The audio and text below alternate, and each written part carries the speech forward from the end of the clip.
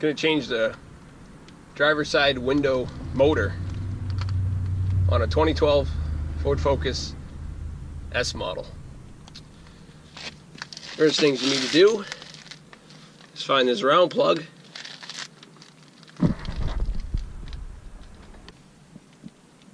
and on the hinge side you'll be able to push it down because it only has legs on 3 sides. And then on the side that lifts up, put something like a small screwdriver and you can pop it off. And then on the end of the door, you have this clip.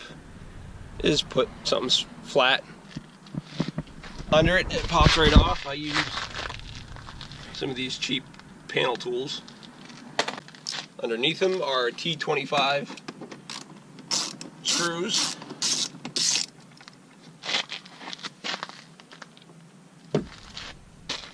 Hit your funny bone a couple of times, it's mandatory.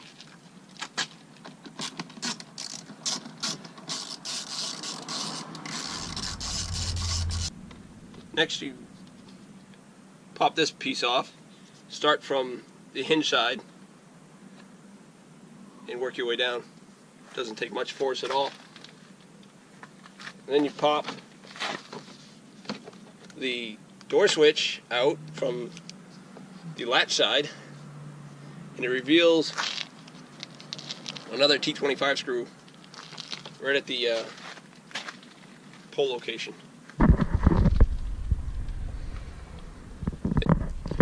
That you get to through the bottom hole. There's another screw right above the door pole.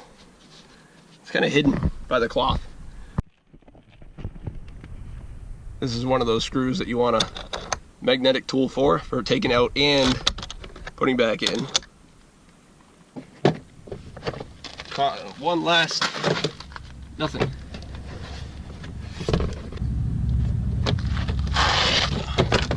First, we should have disconnected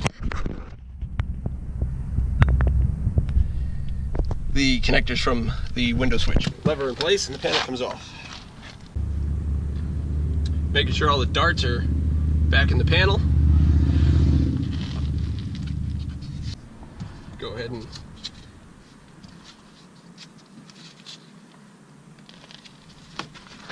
carefully remove this sound deadening material.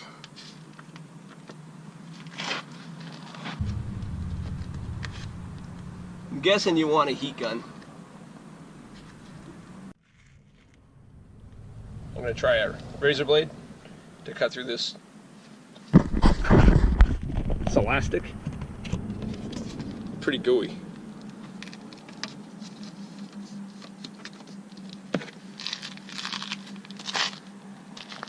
Wish I had a gasket scraper.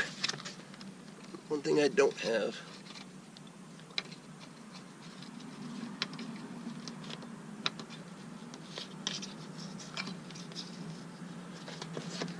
Put a little tension on the panel. Just run the razor blade around.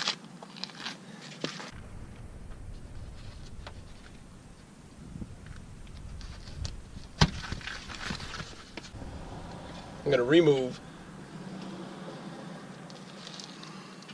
these 4 screws. Okay, 3 screws, because I don't see a 4th. I guess. This cheapo Stanley 6mm socket is loose, but it works. I was wondering where the screw was for the bottom side of this one. Just realized this pad's here, which doesn't want to come off without tearing.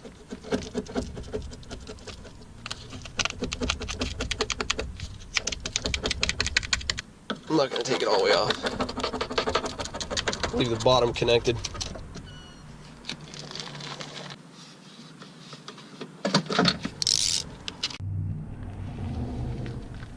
Don't don't know if this is a good idea, but I reconnected the window switch.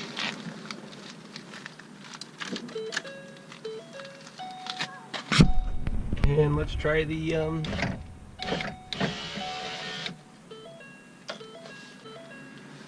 guess that means there's a dead spot in the motor.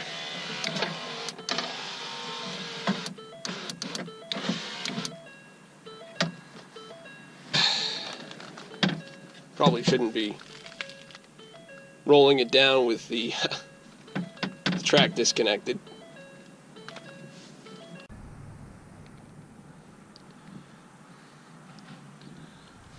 So there are 3 T27 screws that you have to get to behind this. You want one of these kind of ratchets. Very low clearance. This one is made by WFMC Incorporated out of Rock Fall, Connecticut. At least I think that's Connecticut. It's a mini ratchet 400. Works pretty good. The ratchet part is actually in the bit. And just a pawl in the handle itself.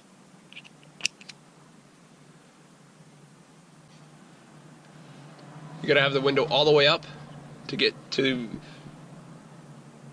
the very top screw here. I think it's that one. It just rotates up like that. I've got the rails completely unbolted. I don't know if that, I think that helped me. Not sure, but I think so.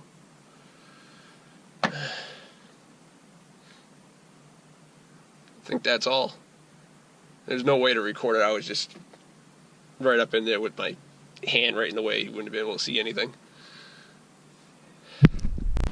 Here's a pro tip. Before you go and put your new motor in the door, run the screws that go in these 3 holes in and out to form your threads.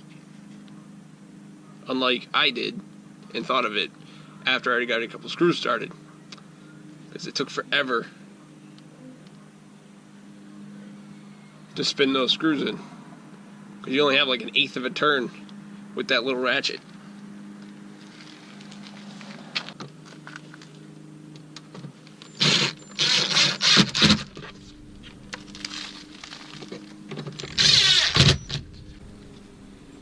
Hinge side of the door goes in first. Or hinge side of the switch assembly. Then it's the latch side of this trim piece goes on. And then we have this cover and this one leg, this long leg, goes to the hinge side. And then this cover, should be pretty obvious how it goes on. This is best I could do with one day of nice weather. No garage anymore. I still forgot something. The sound deadening panel.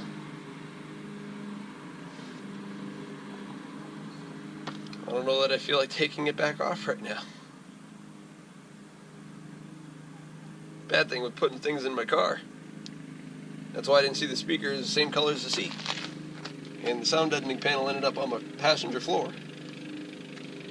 And there's no screws for it. And if it's anything like driving with the back seat down, then it's going to be loud. You don't need to watch me do that. So, learn from my mistakes.